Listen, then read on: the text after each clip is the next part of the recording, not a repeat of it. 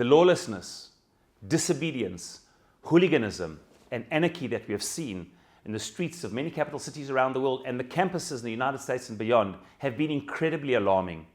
People who totally undermine authority, undermine authority of the campus security, don't listen to lawful behavior, civil disobedience, hooliganism, taking over swathes of campuses and public spaces which they're not allowed to, that only the police force or sometimes even federal forces have had to dismantle. The rise in anarchy and disobedience is alarming. We saw also the same phenomenon leading up to October 7th, Simchat Torah. We've seen in Israel, not only in campuses abroad, but we've seen in Israel that the whole debates about the judicial reform, pro and against, led leaders then and even some in the periphery today to still call for civil disobedience, called Meri Ezrachi, to tell people that if things don't go your way, bring the house down, and if need be, bring society down in order to make change. The truth is that this thinking is a cogent political philosophy known as anarchy. And anarchists, as explained by arguably today's most famous anarchist and influential Noam Chomsky, the famous professor, linguistic philosopher, who says in his book on anarchy or anarchism, and he says as follows. He says that our problem is with authority. Authority is inherently flawed, and the only way authority can justify itself is it has to self-justify the whole time. Who can live like this?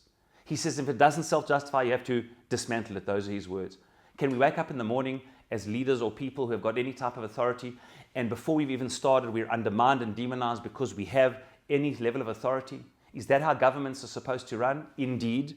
Says Rabbi Chanina, Skana Kohanim, the deputy high priest, says in Pirkei Avot in chapter 3, that if we don't have respect and fear of the authorities to run our lives, he says if we don't, he says, Chayim belao, people will swallow each other up. And therefore we have to have respect, an inherent respect that society cannot run without forms of authority. And therefore, says Chomsky, and if things don't go your way, he says you dismantle it. But I don't understand. Who's the arbiter? Who decides what is considered a big enough sin to dismantle it? How do we do that? And then all of a sudden people decide wherever they are that now it's worth bringing the house down, and causes tremendous unrest, disobedience, and at times deeply destructive consequences. Nowhere is this ideology clearer in its destructive elements in this week's parsha, how I would call the first biblical anarchist from antiquity, none other than Korach himself. Straight out of Chomsky's playbook, and perhaps Chomsky's playbook comes from this thinking. What does Korach say? We don't need leaders. We don't need authority, right? Why? Kulam kadoshim. Everybody heard God's voice at Mount Sinai. Says Rabbi Bechaya. He says, that's his proof. We all heard God's voice. We don't need leaders. He says, Lama titnasu al kal Hashem. Why are you putting yourself above? Like the famous Midrash, which says that he said that a talus of the Midrash puts words in Korach's mouth and says, what was his cogent argument? He said, a talit made out of techelet. Why do you still have to put a petil techelet? The whole thing is holy. He says, he questioned Moshe Rabbeinu, a house full of Sifrei Torah doesn't need a mezuzah. Moshe said it does. Again, you're taking one little thing and giving it the lead role. You don't see that the people are the ikar.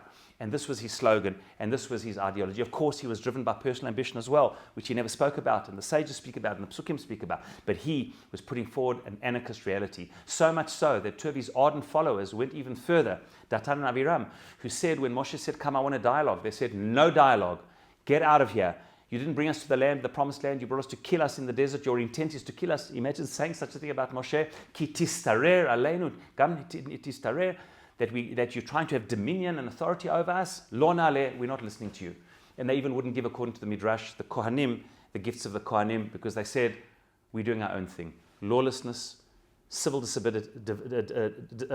disobedience, and creating this type of hooliganism and this type of defiance can destroy societies. And indeed, that's exactly what happened.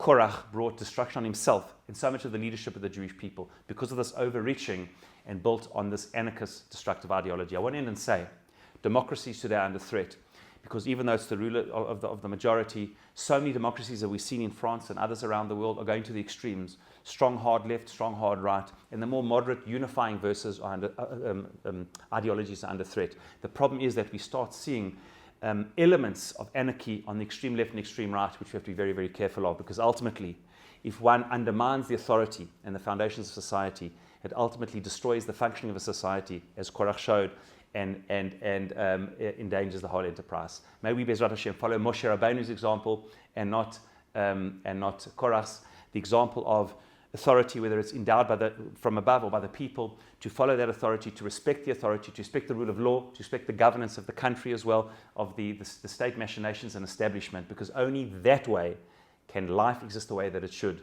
Change has to happen from within together and not through lawlessness and anarchy. Shabbat Shalom.